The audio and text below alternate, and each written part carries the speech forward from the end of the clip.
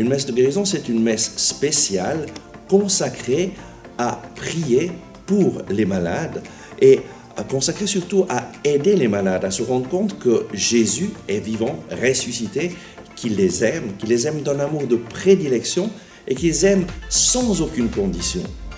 Et donc, durant la messe de guérison, on va d'abord célébrer une messe. On commence avec un bon temps de louange pour aider les cœurs des personnes à s'ouvrir à la présence du Seigneur, parce que lorsque notre louange s'élève vers Dieu, la présence de Dieu descend dans nos vies.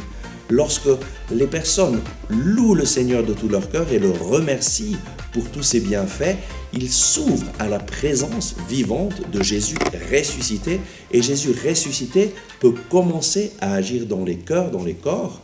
Ensuite, toute la messe se déroule comme une messe normale, mais avec une attention particulière à aider les personnes à s'ouvrir à la présence du Seigneur qui vient pour nous pardonner, qui vient pour nous libérer, qui vient pour nous restaurer, qui vient pour nous parler. Durant la messe de guérison, un temps spécial et très important, c'est la prédication de la parole de Dieu, parce que la parole de Dieu est vivante, efficace et produit ce qu'elle dit. Et donc, durant une messe de guérison, toujours on va choisir des passages des Écritures, des Évangiles qui nous parlent d'un Jésus vivant, d'un Jésus ressuscité, d'un Jésus qui agit, d'un Jésus qui guérit. On va voir des moments de la vie de Jésus où il a guéri les malades, simplement où il a donné un enseignement spirituel qui nous aide à changer notre vie, qui nous aide à nous connecter avec le Dieu vivant et avoir une rencontre personnelle avec lui.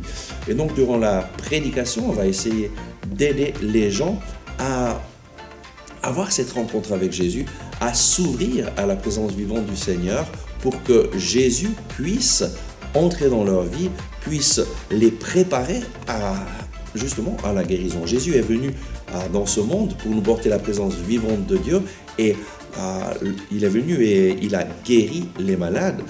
Saint Pierre dit qu'il a passé partout en faisant le bien et en détruisant les œuvres du diable, en libérant les personnes qui étaient tombées sous l'emprise du mauvais.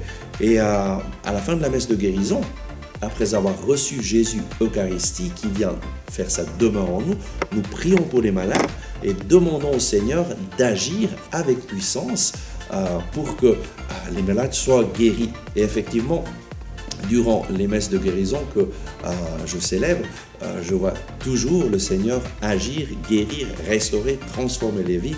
Et c'est une chose extraordinaire de voir partout où je vais dans le monde, le Seigneur Jésus guérir les cœurs blessés, libérer les personnes qui sont opprimées par la dépression, par les angoisses, par les peurs, et aussi toucher les corps, libérer les personnes qui ont des maladies.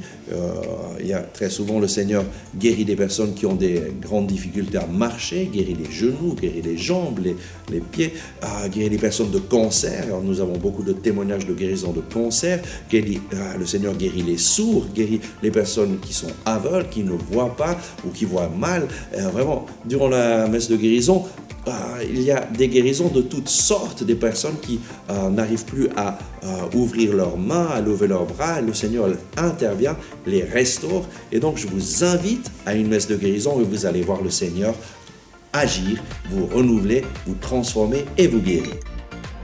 Jésus guérit aujourd'hui. Amen.